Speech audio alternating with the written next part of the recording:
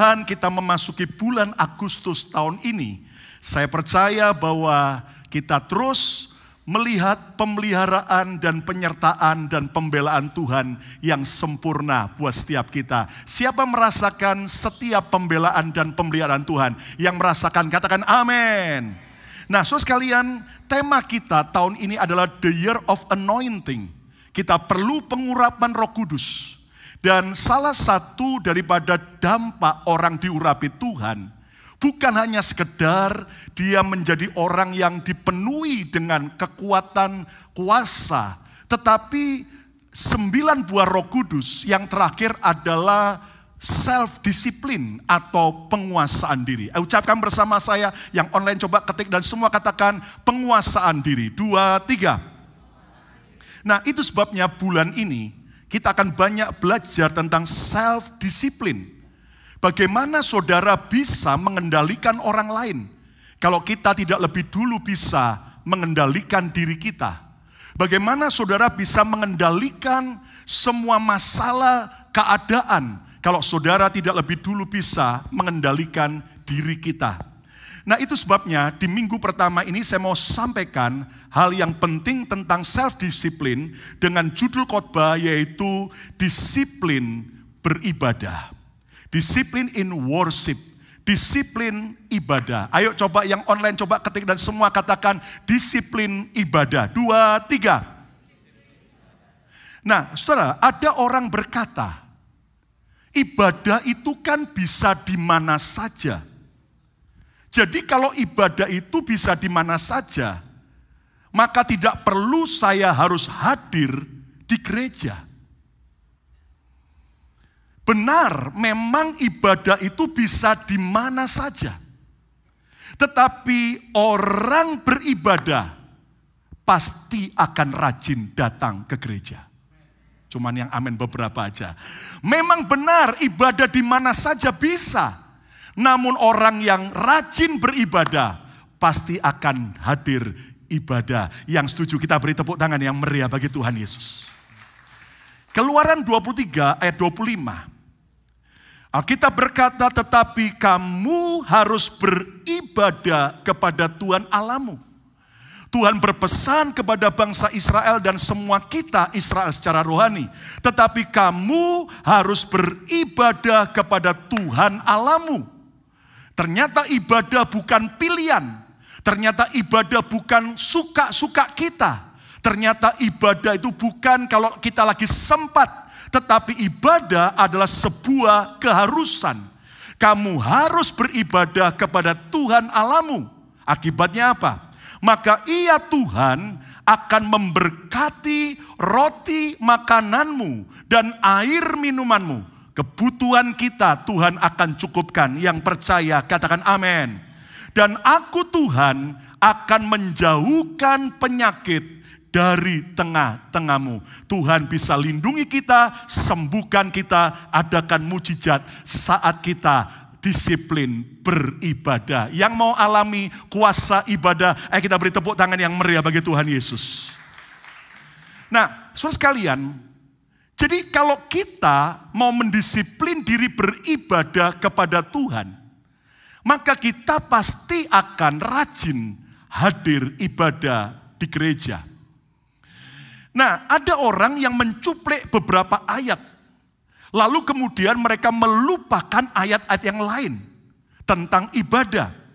Nah, saya mau mengajak saudara untuk belajar, gini ya, Alkitab itu dari Kejadian sampai Wahyu merupakan sebuah kelengkapan yang tidak bisa dipisahkan.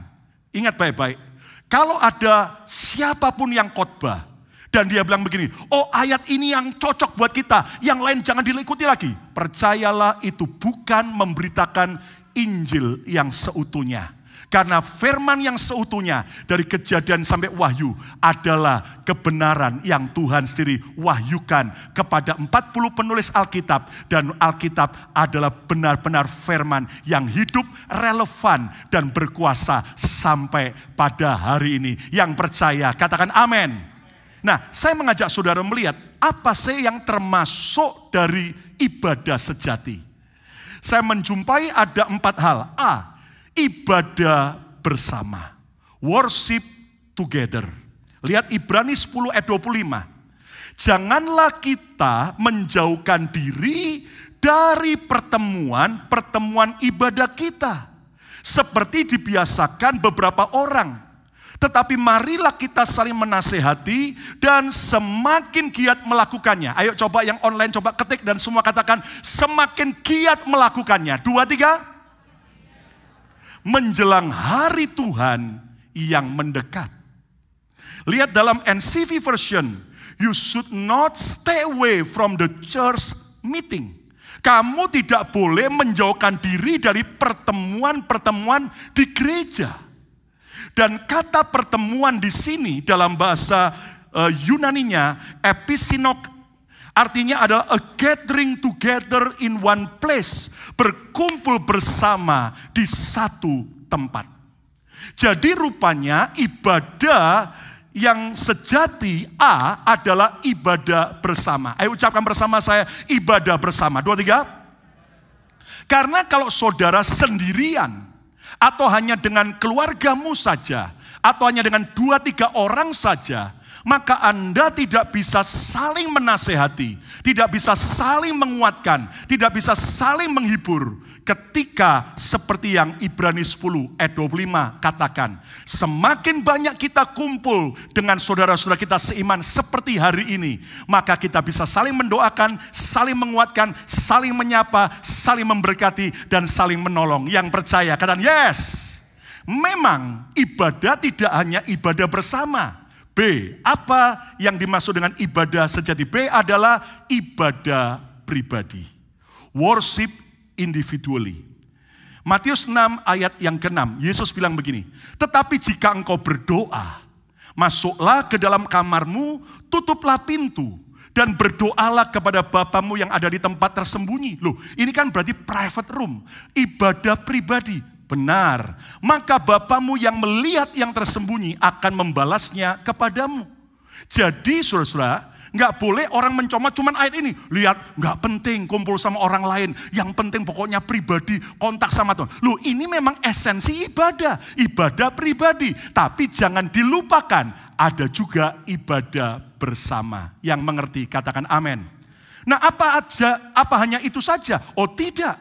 Alkitab menjelaskan C, ibadah berbagi kasih. Worship in sharing love. Yakobus 1 ayat 27. Alkitab berkata begini, ibadah yang murni dan yang tak bercacat di hadapan Allah Bapa kita ialah apa? Baca sama-sama. Mengunjungi yatim piatu dan janda-janda dalam kesusahan mereka. Ingat ya, janda-janda dalam kesusahan mereka. Bukan janda-janda cantik dan janda kaya, saudara. Ya, tapi janda-janda dalam kesusahan mereka. Terus, dan menjaga supaya dirinya sendiri tidak dicemarkan oleh dosa. Jadi, ibadah yang murni, ibadah yang tak bercacat di hadapan Tuhan, yang C adalah ibadah berbagi kasih. Saudara harus menunjukkan kasih kepada mereka yang membutuhkan, mengunjungi yatim piatu, janda-janda dalam kesusahan, mungkin orang-orang yang kelaparan dan sebagainya. Dan kita bersyukur, ternyata saudaraku, sejak awal pandemik, kita ini melakukan ibadah yang sejati, ibadah yang murni, karena kita berbagi berkat makanan bagi orang-orang yang membutuhkan sampai hari ini. Kok nggak ada yang melepuk meriah? Katakan amin.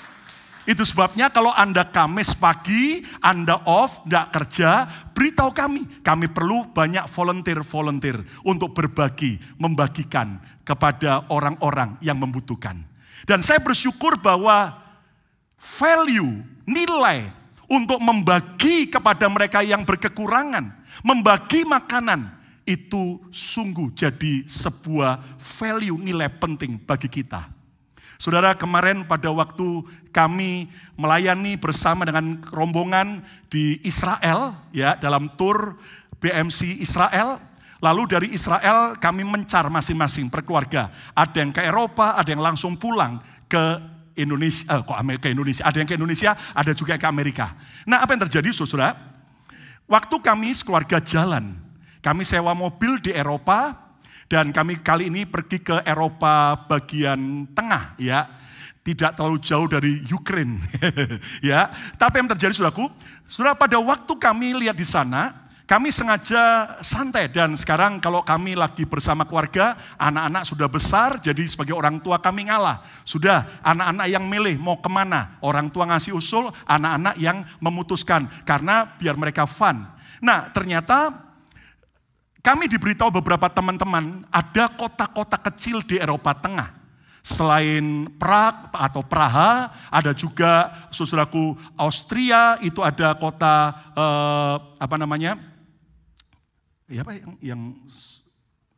Austria ya. Ya, Austria, Vienna ya kan. Oh, sampai lupa saudara. Lalu juga ada pecahan Rusia, Slovakia, ada kota kecil.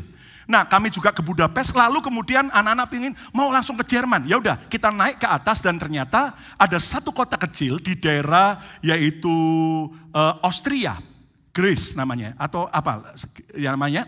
Nah, pada waktu kami pagi di sana lapar, lalu kemudian kami ke pasar di tengah kota. Dan kami cari katanya, dan kami sudah coba yang namanya sosis dari Austria, haujenya bukan main. Lihat wajahnya kelaparan semua. Karena sosisnya ada yang tengahnya ada kejunya. Lalu dibakar, dipotong-potong, makan gitu aja. Waduh, auce, ya kan? Nah, apa yang terjadi? Kami cari. Dan kami dapat. Di tengah pasar, kami lagi makan, ternyata setiap kali dapat, selalu dapat roti ya besar. Nah, saya kan sudah lama nggak makan karbo ya.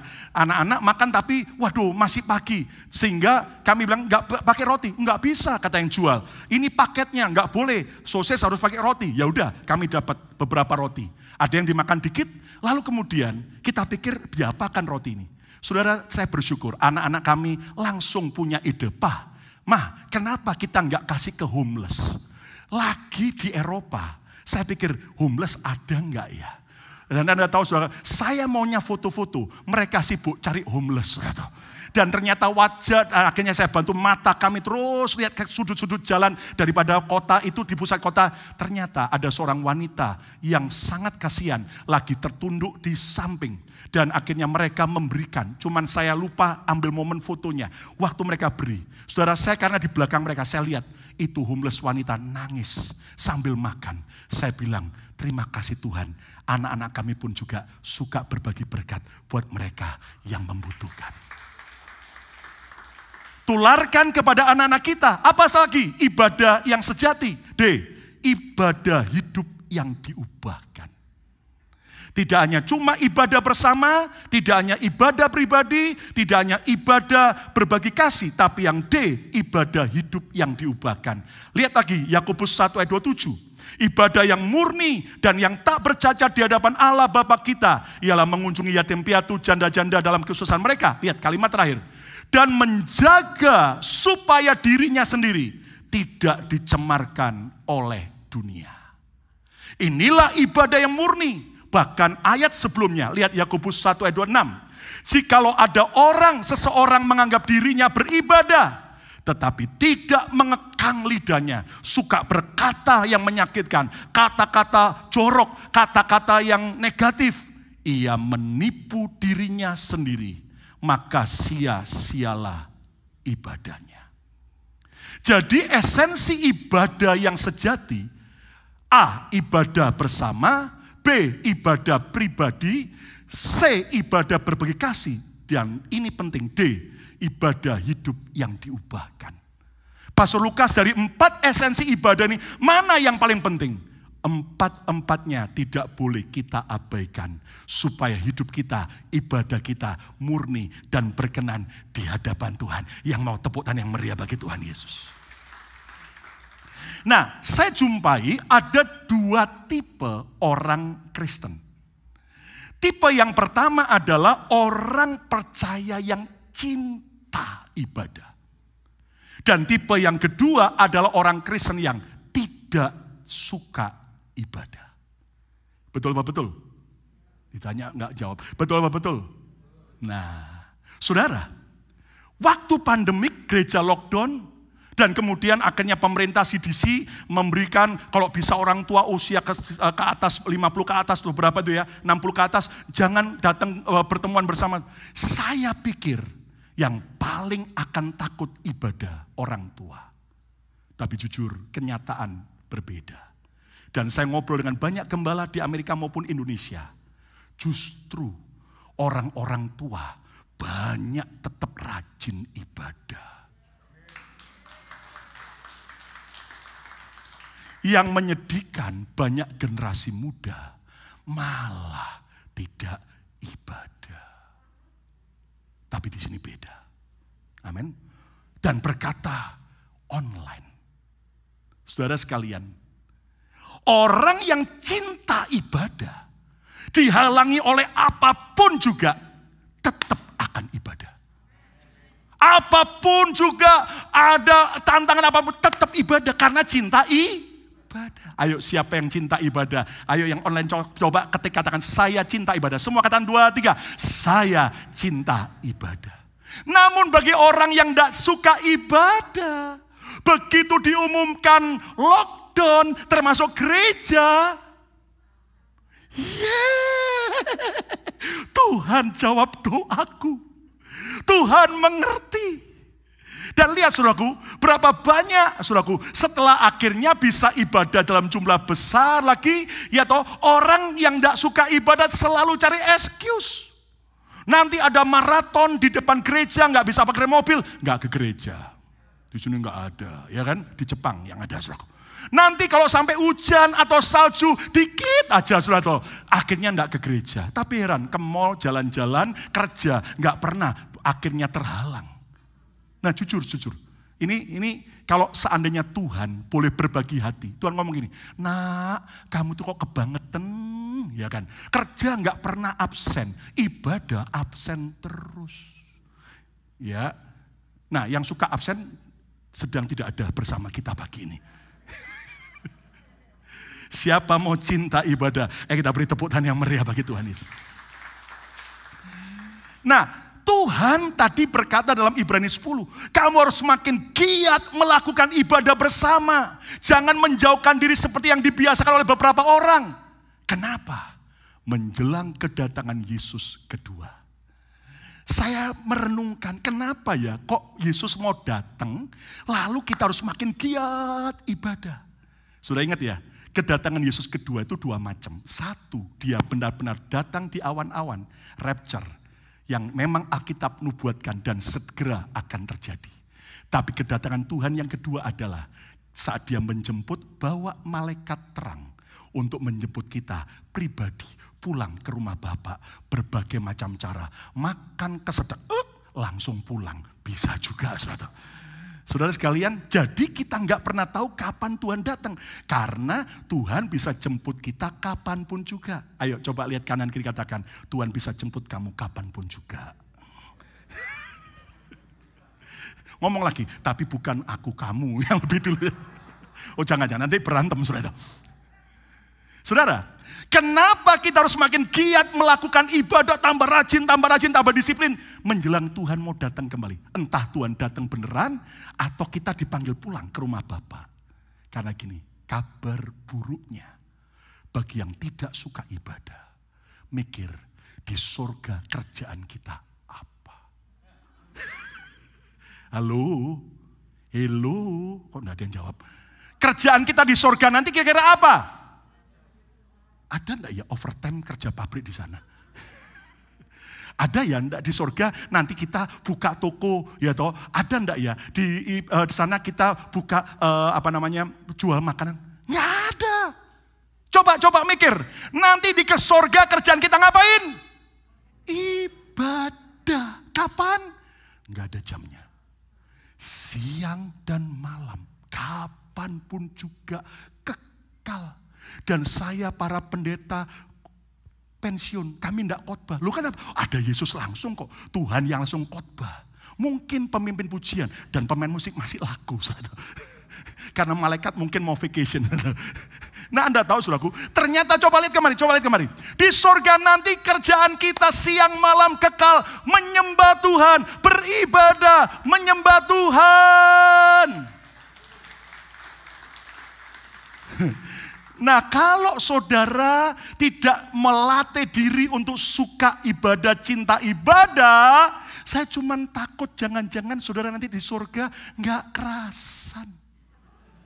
Tuhan, surga boring, Tuhan kok nyembah Tuhan terus. Sudah, aku mau vacation. Tuhan tanya, mau vacation? Iya, kemana? Tempat lain yang aku biasa, ada surga. Atau kalau nggak mau, neraka. Saudara mau vacation ke neraka? Siapa yang mau melatih diri ibadah? Tepuk tangan yang meriah bagi Tuhan Yesus.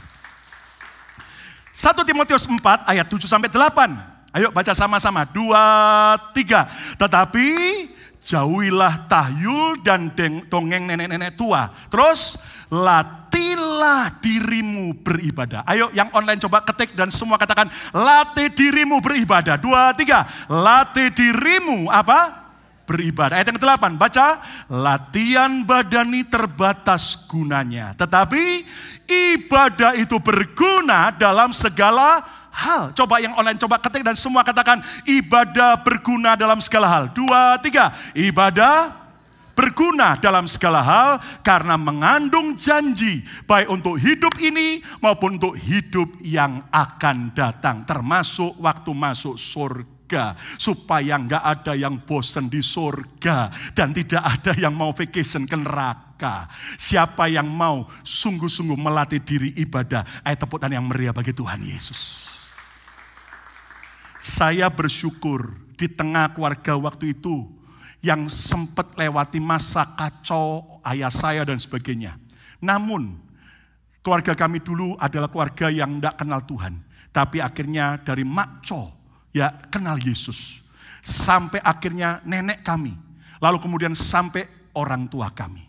Dan saya masih ingat sejak kecil saya itu sudah didisiplin ibadah. Nenek saya, makco saya sampai meninggalnya setia melayani, bawa kantong kolektor di kebaktian dan jadi pendoa yang menyiapkan perjamuan kudus di gereja pusat Surabaya, gereja Pantai Kosta Pusat Surabaya, ya GPPS di Surabaya. Kebaktian jam 3 sore dan waktu itu adalah zaman itu gereja terbesar katanya se-Asia. Sudah jemaatnya 5.000 lebih, ya tahun-tahun itu, Saudara. Nah, Anda tahu, Saudaraku, itu kebaktian jam 3 sore loh mulai. Jam 12 sudah datang ke gereja. Pakai putih-putih pakaiannya. Lalu ngapain? Berlutut di bangku putih kayu yang panjang.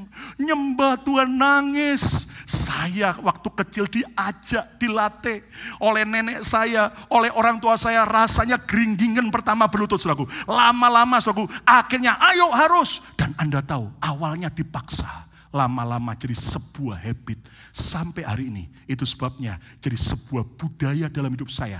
Kalau ke gereja terlambat, rasanya enggak enak. Kebaktian jam 3, jam 12 sudah datang. Nyembah Tuhan, doa buat jiwa-jiwa, buat lawatan Tuhan. Dan itu membekas sampai hari ini. Enggak heran orang-orang itu sangat disayang oleh Tuhan. Nah, saudara sekalian, rahasia disiplin ibadah gimana? Siapa yang mau disiplin ibadah? Katakan amin. Ayo yang online coba ketik dan semua katakan saya mau disiplin ibadah. 2, 3. Saya mau disiplin ibadah. Ada 4 rahasia disiplin ibadah yang saya mau bagikan. Yang pertama, kalahkan setiap halangan ibadah. Defeat every obstacle to worship. Iblis tahu bahwa ibadah mendatangkan keuntungan besar bagi kita. Iblis tahu bahwa ibadah itu berguna dalam segala hal. Kok iblis tahu, Pak? Ingat, dia tadinya malaikat Lucifer, pemimpin pujian di sorga. Nah, itu sebabnya iblis memakai berbagai macam cara untuk menghalangi kita beribadah. Ada orang yang tanya gini, Pak, saya tuh heran ya, kalau mau kerja, mau jalan-jalan, kayaknya semua lancar. Tapi kalau mau ke gereja, males bangun. Nah, itu iblis. Nggak ada yang amin. Pak, kalau saya mau ke gereja, itu kok aneh. Istri buat gara-gara terus, anak buat gara-gara terus, sampai mau emosi, mau marah-marah. Kenapa sih kamu mau ke gereja selalu ada yang buat gara-gara sampai saya mau jengkel berantem? Itu halangan dari setan. Nah, kalau saudara menyerah kalah, engkau tidak akan pernah hidup dalam disiplin ibadah. Kalahkan setiap halangan ibadah. Apa saja? Kalahkan setiap kemalasan. Justru waktu engkau malas ibadah, jangan turuti kemalasan, lawan. Karena aku percaya kalau aku bangkit dan aku akan ibadah dengan disiplin, aku akan alami kemurahan dan kebajikan Tuhan. Yang percaya katakan amin. Hancurkan setiap gangguan iblis. Iblis kok dituruti? Ya ada suami ngajak berantem, anak buat emosi mau ke gereja. Jangan dituruti. Itu dipakai setan untuk menghalangi kita ke gereja. Dan jangan terganggu oleh suara-suara negatif. Setan juga bisa pakai suara temenmu. Ngapain lu ke gereja? Lu emangnya ke gereja dapat makan dari gereja? Nah, kan ada orang sekarang balik ngomong sama mereka. Di BMC selesai kebaktian dikasih makan. Nanti ada kopi, ada hand sanitizer, ada beras bagi yang mau di lantai 1. Lu kan keren. Gak ada yang amin loh. Lu ngapain ke gereja kan lebih baik overtime. Lu ngapain ke gereja lu cuma dibohongin pendeta. Paling cuma ujung-ujungnya duit. Saudara sekalian, Anda yang hadir ibadah, apakah kita orientasi kita gereja ini adalah uang? No, justru kita mau berbagi berkat, kita memberi. Dan orang yang memberi pasti akan berkelimpahan. Tepuk tangan yang meriah. Tegas menolak tawaran untuk beribadah. Kalau sampai ada tawaran vacation, tawaran jalan-jalan, tawaran overtime, kalau engkau mendisiplin ibadah, maka engkau berani tegas menolak. Kalau kita saja harus tegas menolak dosa, kenapa kita tidak tegas menolak tawaran-tawaran untuk tidak beribadah? Maaf kata saudaraku, apa Tuhan tidak bisa pelihara kita? Kalau misalnya kita ibadah dulu, habis gereja baru kerja. Tuhan pasti bisa pelihara. Dan mungkin ada beberapa teman kata, tapi Pastor Lukas, bos saya nggak mengizinkan saya libur hari Minggu. Ayo tak doakan dalam nama Yesus. Roh Kudus mengurapi Anda, berani ngomong, please bos, aku cinta Tuhan dan cinta bos. Tapi kalau aku ibadah, aku doain perusahaan ini supaya makin maju. Maka bos Anda digerakkan Tuhan, bisa memberi Anda, oke, khusus kamu jemaat BMC, boleh ke gereja dulu. Tapi habis gereja, langsung kerja. Tidak ada yang mustahil bagi Tuhan.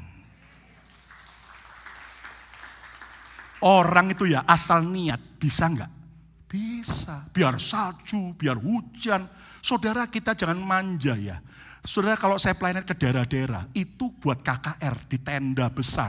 Anda tahu yang saya tanya, Bapak dari mana, Ibu dari mana? Oh kami dari desa lain pendeta. Berapa lama Bapak jalan kaki? Ya kira-kira hampir 2 hari. Oh my God. Untuk ke gereja, ibadah KKR aja 2 hari. Saudara 2 menit aja deket gereja. Banyak alasan. Di sini nggak ada. Di Jepang yang banyak. Saudara belum kayak orang-orang Kristen di China. Belum orang-orang Kristen yang di Vietnam. Mereka kebaktian itu sampai kamuflase. Ada pernikahan, ada ulang tahun di hotel. Padahal kebaktian. Memang ada yang ulang tahun tapi sengaja supaya ada kumpul bisa. Tapi begitu ada polisi datang langsung bubar. Kita kan gereja terbuka. Tapi mentalnya kalau nggak cinta ibadah, apapun bisa dicarikan alasan. Di sini mari kita belajar. Saya percaya semua kita akan disiplin ibadah. Yang kedua, rahasia disiplin ibadah, berikan yang terbaik dalam ibadah. Give the best in worship. Iblis jika tidak berhasil menghalangi kita beribadah, maka iblis akan menghasut agar kita asal-asalan beribadah.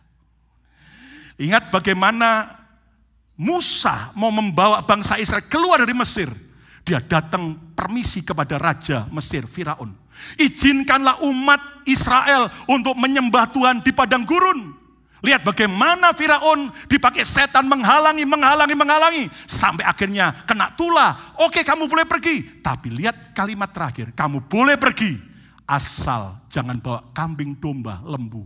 Dan semua binatang. Kenapa? Karena kalau kita tetap ibadah. Setan bilang begini.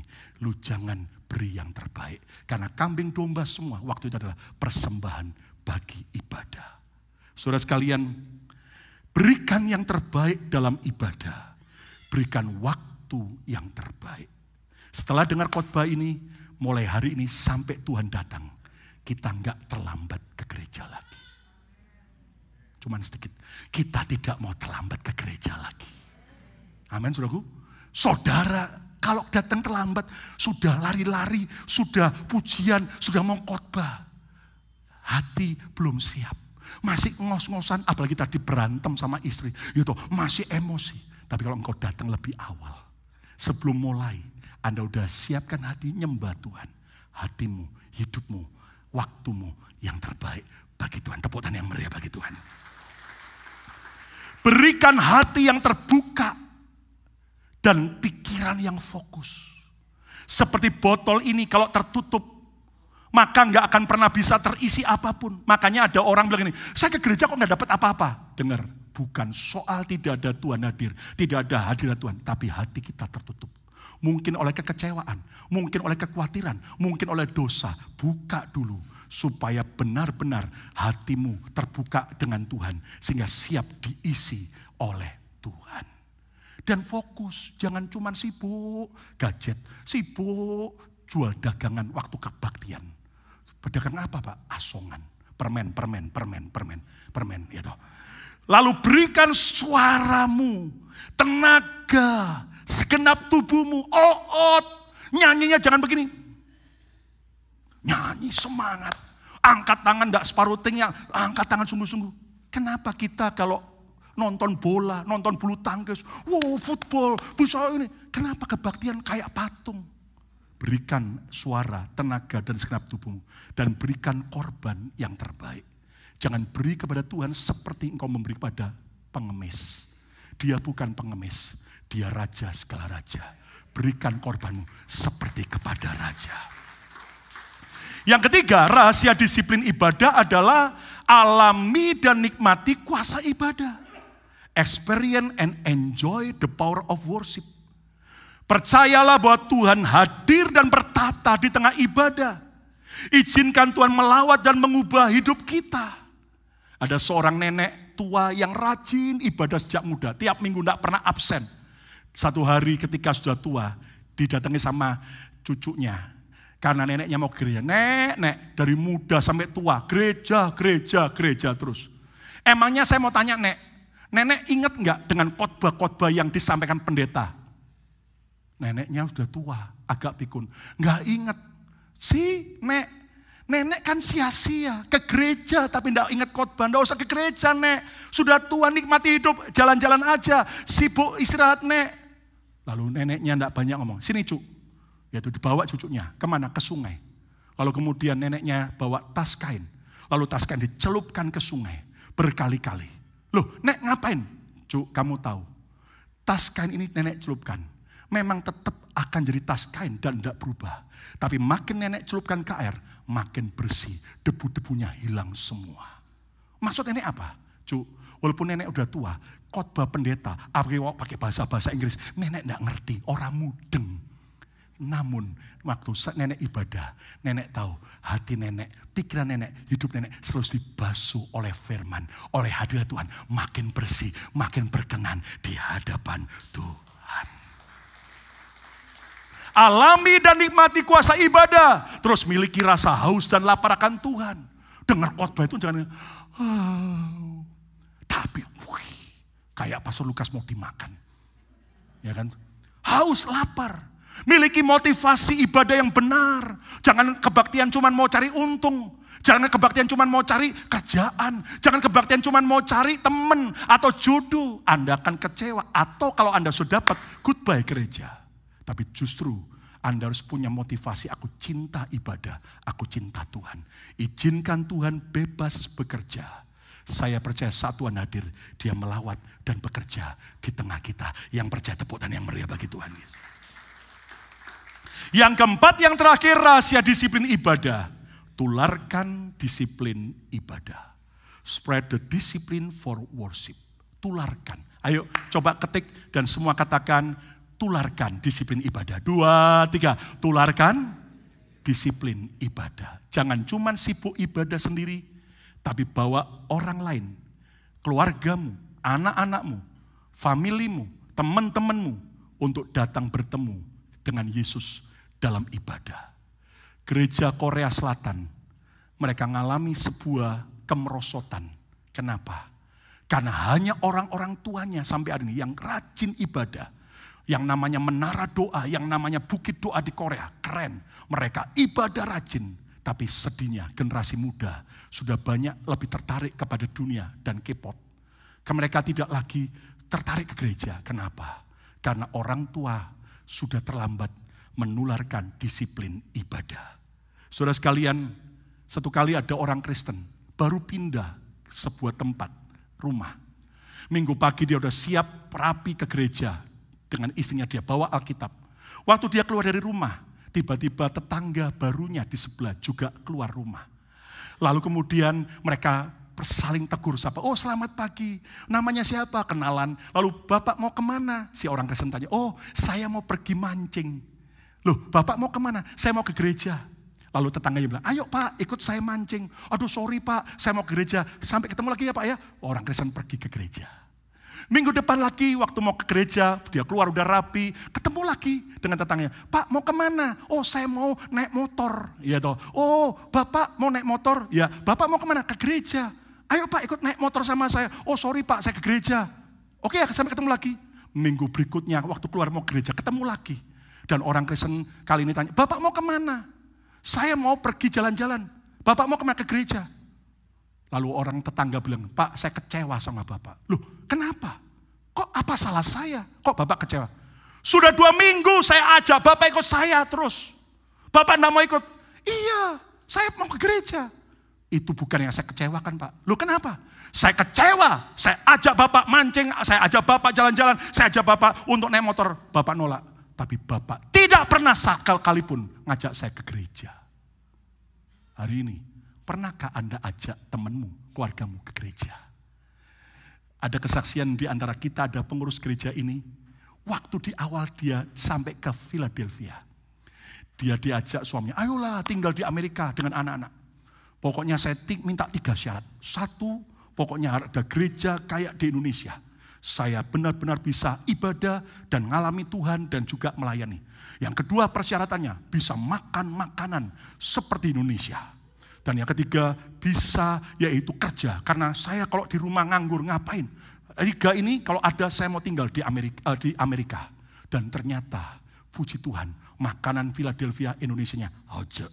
Kerjaan di Philadelphia gampang ya. Yang dari Indonesia di Philadelphia banyak kerjaan ya.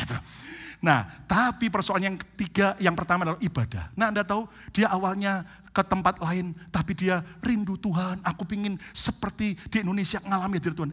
Ternyata beliau saksi waktu jalan pagi sudah mau ke gereja. Di perempatan jalan ketemu sama orang Indonesia yang lain. Cik mau kemana? Mau ke gereja. Ayo Cik ikut saya aja ke gereja. Diajaklah ke gereja BMC. Dan waktu masuk alami hadirat Tuhan. Di jamaah Tuhan. Sejak hari itu sampai hari ini. Terus aktif cinta, ibadah, bahkan setia melayani Tuhan. Beri segala kemuliaan bagi Tuhan. Tularkan disiplin ibadah. Ceritakan kemurahan Tuhan kepada orang lain. Saksikan, jangan pelit cerita. Dan pengaruhi orang di sekitarmu untuk ikut disiplin beribadah. Kalau Anda bisa pengaruhi orang untuk makan di sebuah restoran yang Anda suka, kenapa Anda tidak pengaruhi orang lain untuk sungguh-sungguh ibadah? Minggu depan jangan datang sendirian, ajak sekampung Philadelphia hadir sama-sama. Yang percaya tepuk tangan yang meriah bagi Tuhan Yesus.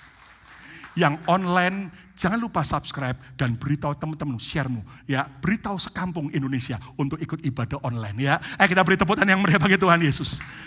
Kesimpulannya, jadilah orang percaya yang cinta ibadah dengan terus melatih diri untuk disiplin beribadah. Ayo ucapkan bersama saya mau disiplin ibadah. 2, 3, saya mau disiplin ibadah. Apa yang termasuk ibadah sejati? A, ibadah bersama. B, ibadah pribadi. C, ibadah berbagi kasih. D, ibadah hidup yang diubahkan. 4 ibadah esensi ini harus ada dalam hidup kita. Rahasia disiplin ibadah yang pertama, kalahkan setiap halangan ibadah. Apapun halangannya, lawan, terobos. Anda jadi pemenang, tetap tetap ibadah. Dan yang kedua, berikan yang terbaik dalam ibadah. Jangan asal-asalan, tapi berikan all out bagi Tuhan dalam ibadah. Dan yang ketiga, alami dan nikmati kuasa ibadah. Daud berkata, dalam hadirat-Mu ada nikmat senantiasa. Kenikmatan yang Tuhan beri berbeda dengan apa yang dunia tawarkan. Setuju? Katakan amin. Dan yang keempat, tularkan disiplin ibadah. Untuk kita juga bawa keluarga kita, teman-teman kita, bahkan orang-orang yang kita temui untuk mereka ibadah. Kenapa tidak mulai hari ini? Mulai minggu depan Anda terinspirasi. Begitu Anda lihat ada postingan hari Jumat atau Sabtu, ibadah raya kita. Kenapa Anda tidak share kepada di sosial media Anda, nge-share di Facebook Anda, Instagram Anda, cuman gratis, nggak perlu biaya. Tapi kalau orang-orang temanmu datang gereja, dilawat Tuhan, betapa upahnya besar di sorga. Yang setuju tepuk tangan yang meriah bagi Tuhan Yesus. Amin, saudaraku. Ayo kita berdiri bersama-sama. Orang-orang yang mau suka ibadah. Terima kasih Tuhan.